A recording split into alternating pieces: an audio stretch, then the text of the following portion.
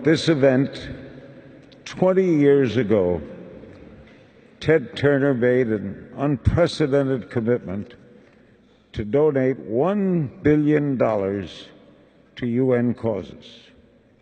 At the time, audience members seated where you are today asked one another, "Did he say 1 billion? Was that with a B?" Later that evening, I had a chance to speak with Ted on Larry King Live on CNN, which he founded.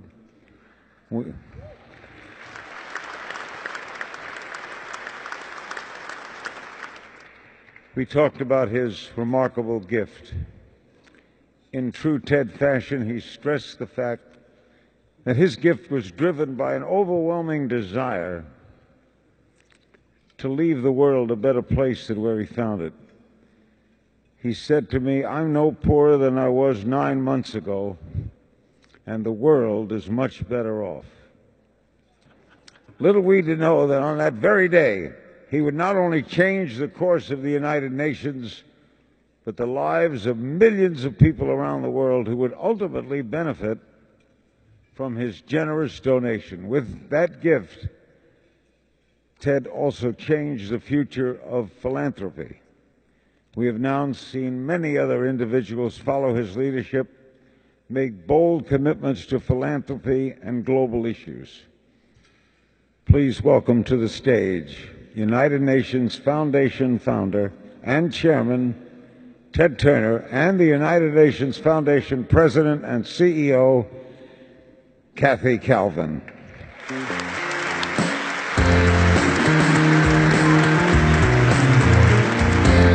Thank you, thank you, thank you. I'm a bit overwhelmed tonight. Anybody would be. It's been great, and I love it all. Ted, was this the best investment you ever made? Yes, it was the best investment I ever made. Sure it was. All right. Would you do it again if you could? I would. I would too. Thank you for all of us. We appreciate it. Okay.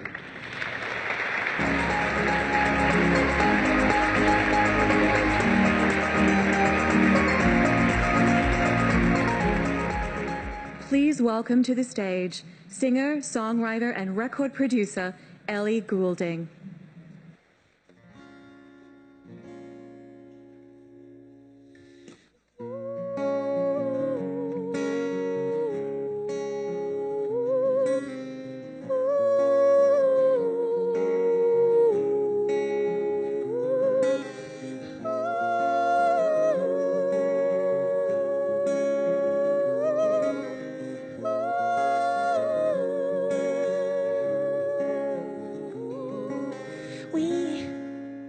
We don't have to worry about nothing, 'cause we got the fire and we're burning one hell of a something.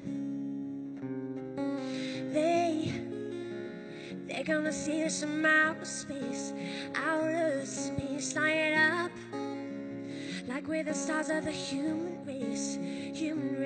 When the lights started up, they all know what they heard. So much paying love, giving love to the world. We'll be raising our hands, shining up to the sky, 'cause we got the fire, fire, fire. Yeah, we got the fire, fire, fire. And we're gonna let it burn, burn, burn, burn. We're gonna let it burn, burn, burn. We're gonna let it burn, burn, burn. Yeah. We don't wanna leave, no. We just wanna be right now, right? And what we see is everybody's on the floor, acting crazy, getting over to the lights out. Music's on, I'm waking up. We start the fire and we burn it up, and it's over now. We got the love, it's so sleeping now. When the lights started out, they all know what they heard. It's like the match made love, giving love to the world. We'll be raising our hands, shining up to the sky, 'cause we got the fire, fire, fire. Yeah, Yeah, we got the fire, fire, fire. And we're gonna let it burn, burn, burn. We're gonna let it burn, burn, burn, burn. We're gonna let it burn, burn, burn. Yeah, yeah, yeah. Life started out, and they don't know what they heard. So the marshmallow, giving love to the world, and we'll be raising our hands, shining up to the sky. 'Cause we got the fire, fire, fire. Yeah, we got that, and we're gonna let it burn. We're gonna let it burn. Thank you.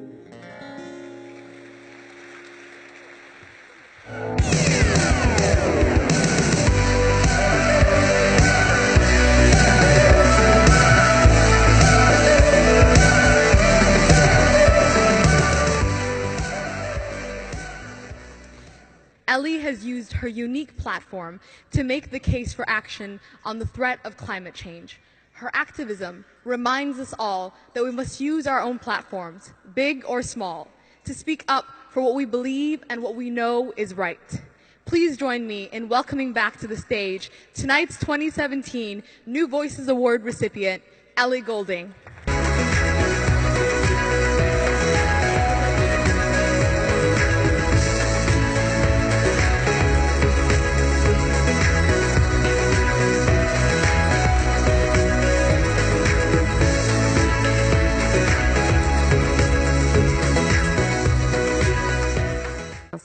I'm so delighted to receive the New Voices Award. Thank you so much to the UN Foundation for this huge honour. I'm also excited that I'll soon join the UN family as a Goodwill Ambassador for the environment. These opportunities... Thank you.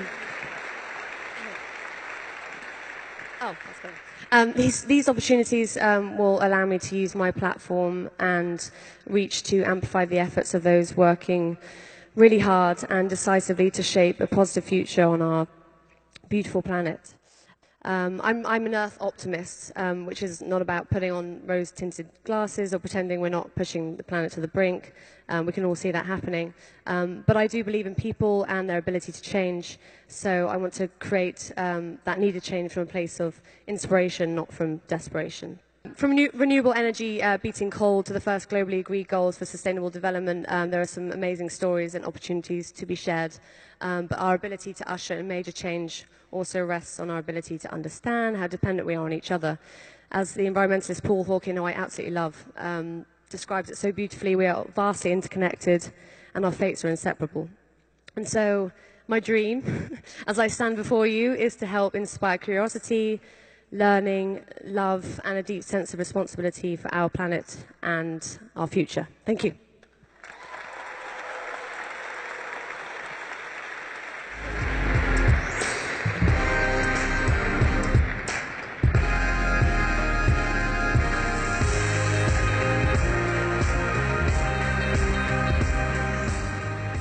Good evening. I want to thank the United Nations Foundation and Ted Turner for this great recognition.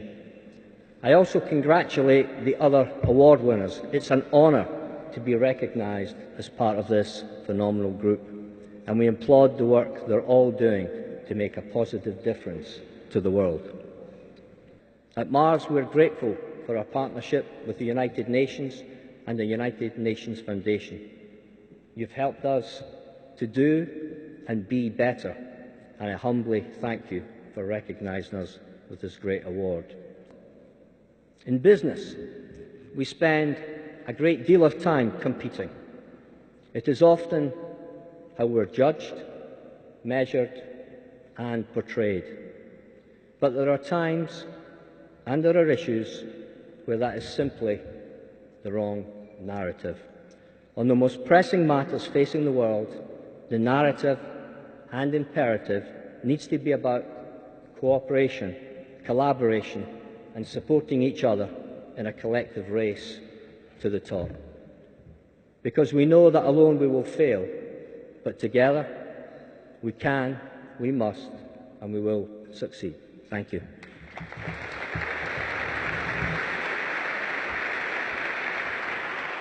We've seen the horrors of slavery and trafficking around the world. We've met with victims firsthand. What we hope is going to happen is that the world community is going to get behind this effort, bringing all those efforts together. We've seen so many disjuncted but really good efforts that are underway, but pull people together using best practices to end modern slavery, much like the world has attempted to do with HIV. Right. Thank you. It's been such a privilege for us to be involved in this and to work with so many people who spend every day and night focused on this issue. It truly is a scourge on humanity, yes. And I thank you for recognizing the effort. I just happen to have an office that allows me to really herald this, so thank you.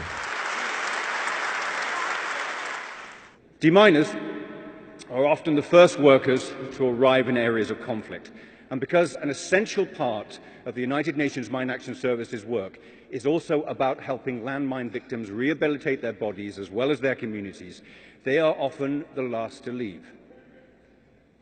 In fact, in some places they never leave. In Cyprus, we are seeing second-generation deminers, young people who've learned this humanitarian work from their parents and are now using it to save a new generation of lives.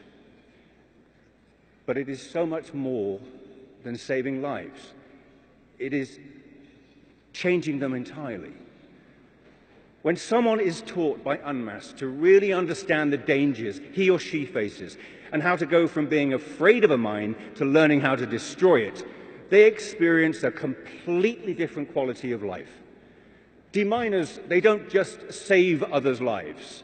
They empower people to save their own. Mines are invisible to those in their path, but Agnes works tirelessly to remind the world that the threat mustn't be invisible to us. On behalf of myself and a grateful world, please join me in proudly honoring Agnes Marcaillou and humbly recognizing her incredible team from UNMAS.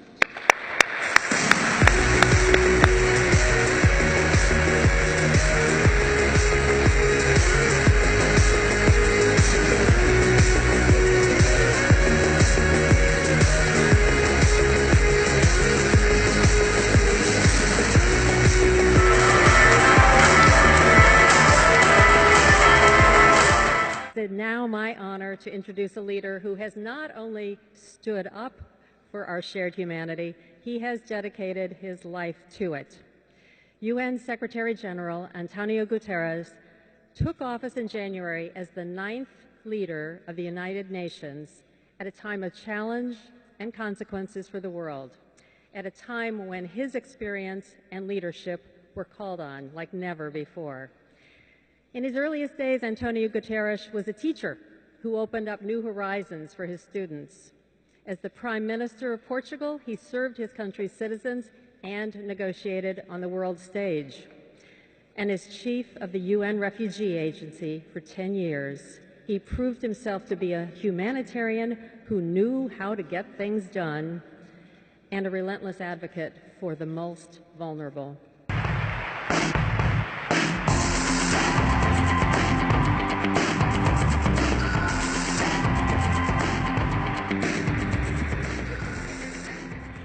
Ladies and gentlemen, it's for me an enormous pleasure and an enormous honor to be with all of you today. A few years ago, I was High Commissioner for Refugees. We met, and His Highness was extremely concerned with the situation of his community in Syria, the Ismaili community living in Salamiyya, at the risk of being overrun by the Islamic State at any moment. And he massively invested in support to his community. But not only to his community. Salamiyya became an example in a Syrian country ravaged by war and by sectarian divides. Salamiyya became the example where Ismailies, Sunnis and Christians were living together, sharing everything with the fantastic support and the leadership of His Highness. This is the example the world needs today, with the vision and the generosity of Ted Turner, with the wisdom the tolerance and compassion of His Highness the Aga Khan, I think we can win the battle for a better world. Thank you very much.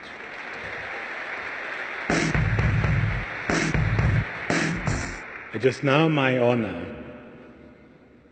to present the final award of the evening, the Global Challenge Award, to the recipient and my friend, His Highness the Aga Khan.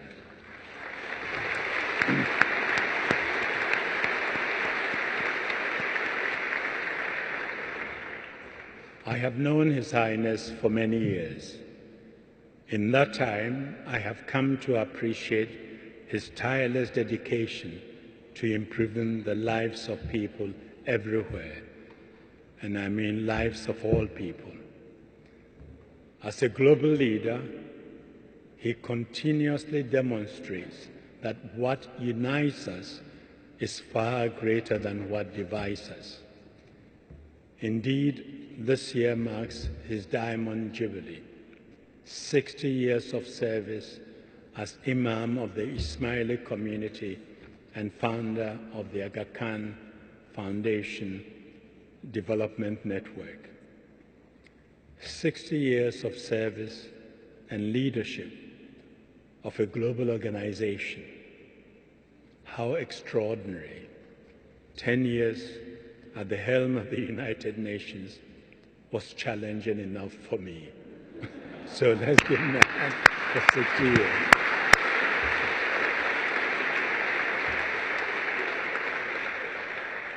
His Highness has guided the network's activity in the realms of education, health, humanitarian assistance, economic development, and culture. But perhaps the most important aspect of his work is that on pluralism, which I see as one of the most urgent challenges of the modern days of our time, and I'm sure most of you would agree.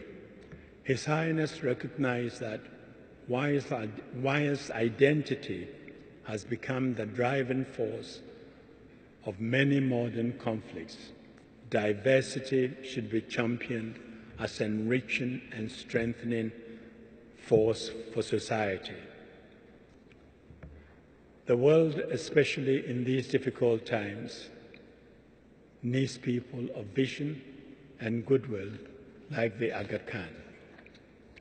He is a living example that there is no inevitable contradiction between religion and democracy, that pluralism and diversity is possible, and that interaction of cultures enriches and empowers humanity.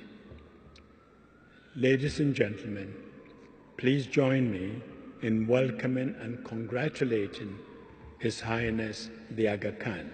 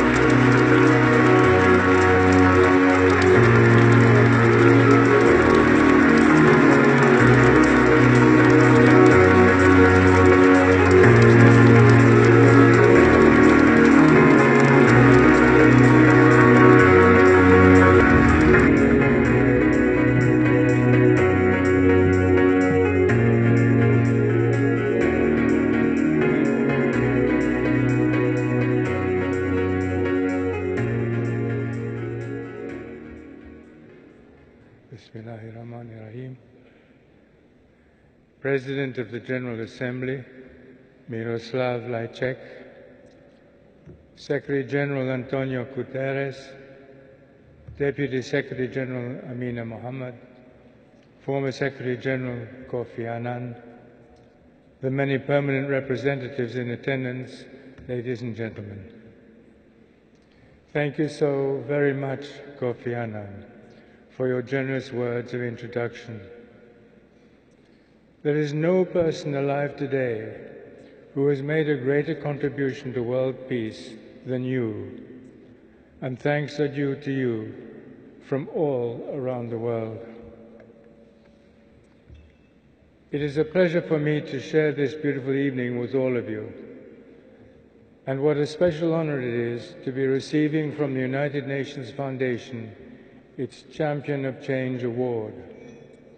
I must say also that it is a very humbling experience, especially as I look around this room at so many people who have truly been outstanding champions of change in so many fields of endeavor, including the others being honored tonight.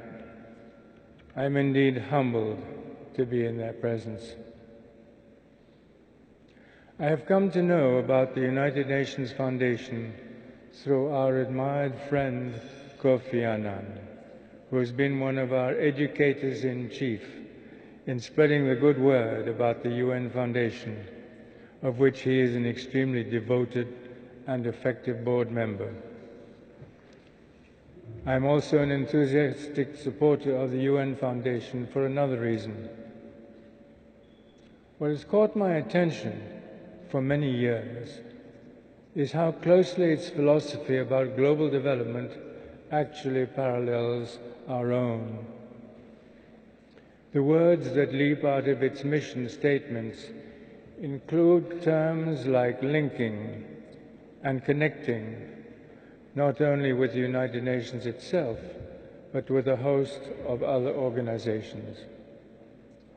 Some of these are private, some are governmental,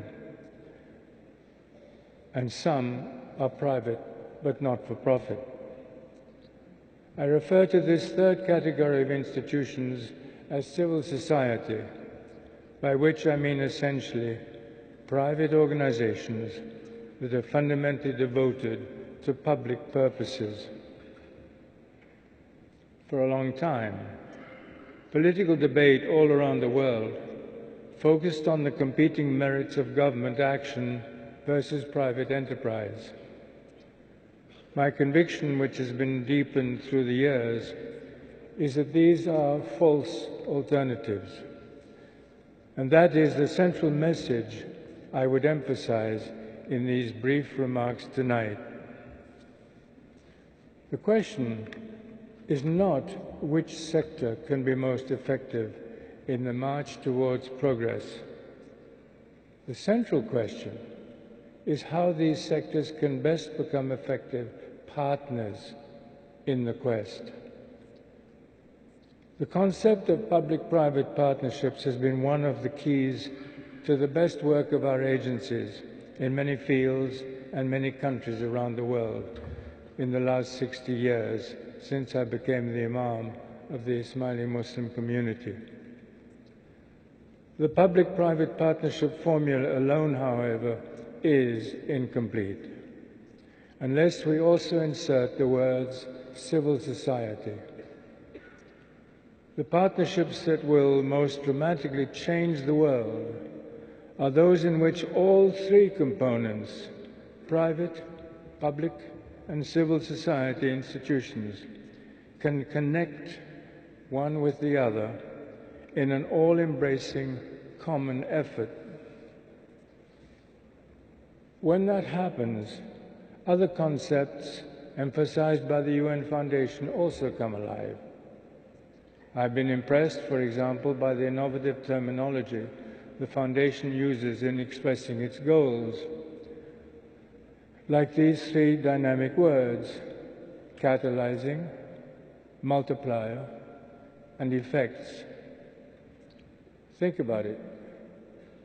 The notion of catalyzing multiplier effects reflects a similar dynamic to what I refer to as trampoline projects for development.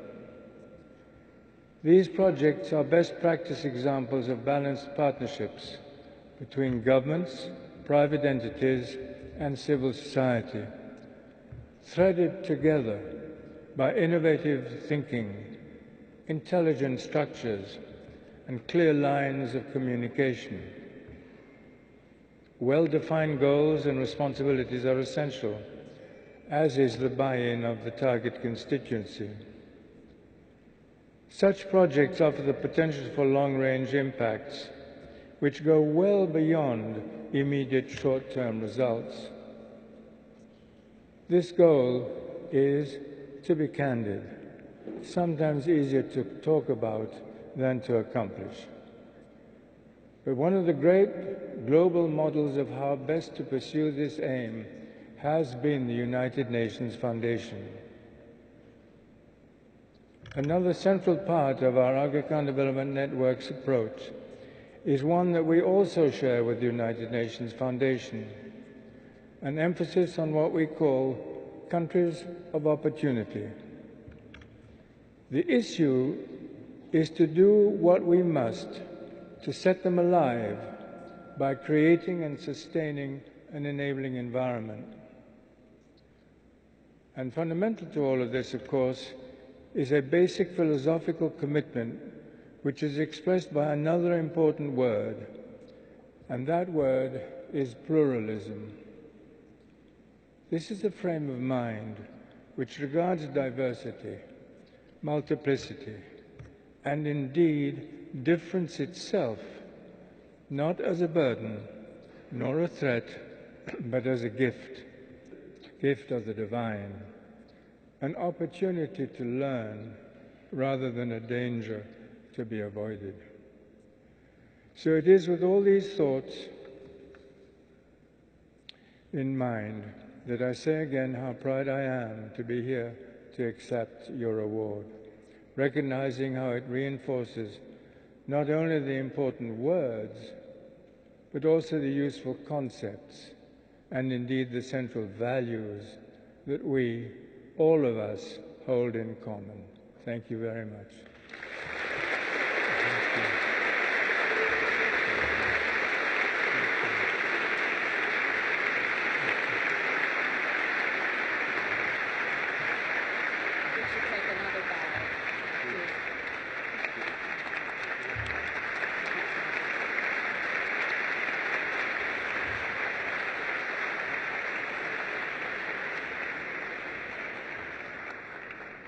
Thank you, Your Highness. Your vision, your passion, your commitment to pluralism and inclusion are more needed than ever. Congratulations again on your Diamond Jubilee. We are so proud to be part of it.